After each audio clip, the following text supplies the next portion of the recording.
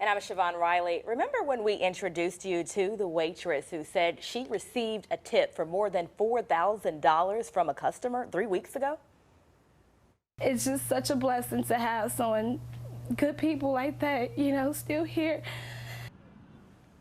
Well, now that woman says Denny's will not give her the money back. I spoke exclusively with her again today. She just wants the restaurant to do the right thing. New details tonight on a deadly crash late last night on Covington Pike. Hesler Munguia is charged with vehicular homicide, DUI, and a bunch of other charges. Memphis police say he ran through the red light at Covington Pike and I-40 and slammed into a car that was turning onto the interstate. The crash killed the passenger and severely injured the driver. Witnesses say that he tried to run from the scene, but a man tackled him and held him down until police arrived.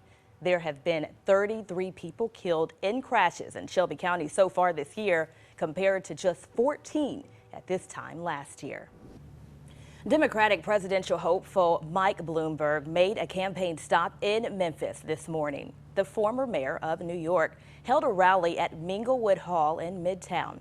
This stop comes just days before the Super Tuesday primaries in Tennessee, Arkansas, and a dozen other states. Following the rally, Fox 13's Sheila O'Connor had a one-on-one sit-down with Bloomberg to discuss key issues both locally and nationally. We will hear from her at 5:30. Shelby County Schools wants to help high school seniors say yes to their prom dress. Next Saturday, SCS is teaming up with Couture Cares for a prom dress giveaway. It's happening at East High School, but if you want to attend, you must register by texting PROM 901 to 33777. The highest ranking officer in the U.S. Marine Corps has ordered all Confederate-related items to be removed from all Marine installations. He did not say when the items need to be removed. That was one of the directives he posted on Twitter. One-on-one with Democratic presidential hopeful Mike Bloomberg. After the break, Fox 13 presses the former New York mayor for answers on gun control and health care for those in the Mid-South. Plus, an arrest made after racist vandalism is found on vehicles in South Haven. It's the man who made the complaint. Fox 13 explains after the break. And now that man who initially reported the vandalism is in the DeSoto County Jail. South Haven police arrested the owner of the vehicles today. Fox 13's Amisha Ramsey is live from that neighborhood where the vehicles were spray painted. Amisha, you went to the man's home to get some answers. If you need something fun to do and you want to get outside this weekend, well, you better make sure that you take care of that tomorrow. Fox 13 meteorologist Yasser Kish is live in the Severe Weather Center 13 with a look at your weekend forecast. Yeah, the weekend is... The billionaire businessman made a campaign stop this morning here in Memphis for the second time. Fox 13's Sheila O'Connor spoke to the candidate one-on-one about key issues plaguing the nation and the Mid-South. You can see our full one-on-one interview with Bloomberg. It is on our website, fox13memphis.com. 500 points. And those numbers may have you worried about your retirement. Fox 13 consumer advisor Clark Howard explains why you shouldn't worry. The FCC is cracking down on cell phone carriers for selling your data. The agency is preparing to slap $200 million worth of fines on AT&T, Sprint, T-Mobile, and Verizon. This for allegedly failing to safeguard customer location data.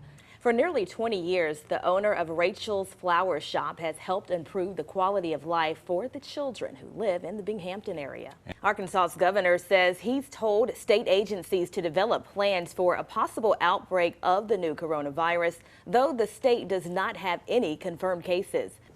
And it has been a very nice day across the Mid-South, but we could see a few raindrops tonight. Fox 13 meteorologist Yasser Kish is live in our Severe Weather Center 13, tracking the potential for some rain tonight. Companies have opened a business in Clarksdale called the Robotic Process Automation Center of Excellence.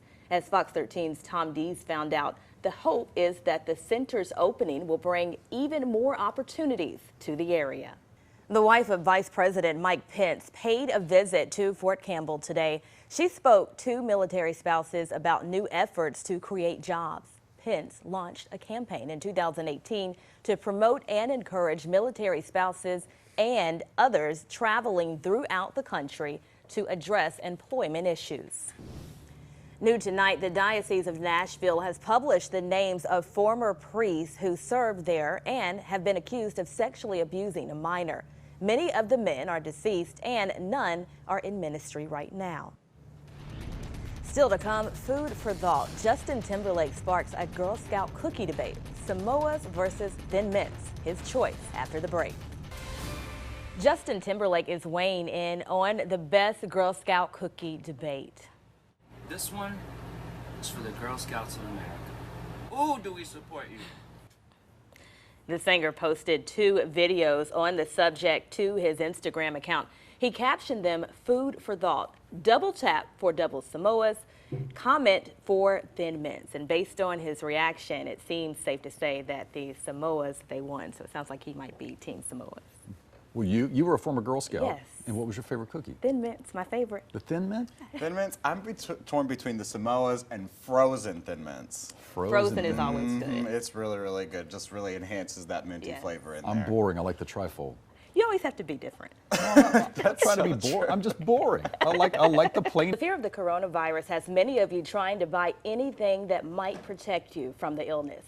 On Amazon, the price of some medical masks may seem reasonable, but many won't even protect you against the virus. Tonight, Tennessee Governor Bill Lee is proposing a state constitutional amendment regarding gun legislation. Permitless carry would make it so that all law-abiding citizens 21 years or older could carry a handgun with or without a permit. The Governor's Highway Safety Association estimates that more than 6,500 pedestrians died in 2019. That's a 5% increase over 2018. Safety experts say the report is further evidence there needs to be safer roads and crosswalks that can better protect people, particularly at night. Still to come, I speak to one Memphis woman who is doing her part to make a difference for children whose parent is in an abusive relationship. But first, a warning for parents, the new cruel viral challenge that's sending teens to the hospital and even killing them. I did speak with a Memphis woman who says something as simple as a blanket could make all the difference for a child whose parent is struggling to get out of an abusive relationship. McGee's mother got out of that relationship and is in a very successful marriage now and a successful business owner. Last year, McGee collected more than 200 blankets for children. If you would like to donate a new blanket or other items like luggage, drop it off to Silk Station Beauty Salon in Bartlett. The address is listed on our website, fox13memphis.com. A new report says with new online textbooks, they're getting ripped off. It says that some students are paying hundreds of dollars for online access codes to submit quizzes, homework assignments, and other materials. Publishers say the digital textbooks are actually cutting costs. But a student we spoke with says the cost is leaving classmates to make tough decisions. 113,000 Americans waiting for a life-saving transplant. And would you believe there are 4,000 of that number right here in the Mid-South tonight? A Bartlett High School senior is one of them, and she has been battling a rare heart disease since she was 15 years old. Doctors have been unable to figure out what has caused this progressive disease, nor have they found a diagnosis or cure. New at 6, a biotech company in Boston says its vaccine that could protect Americans against the virus is ready for human testing. First responders went to Capitol Hill today and laid out their concerns about cell phones when there's a disaster. They say too often the technology breaks down when we need it the most. The focus of today's hearing, what are the wireless companies doing to make the service as resilient as possible? Officials told Congress that we have a long way to go.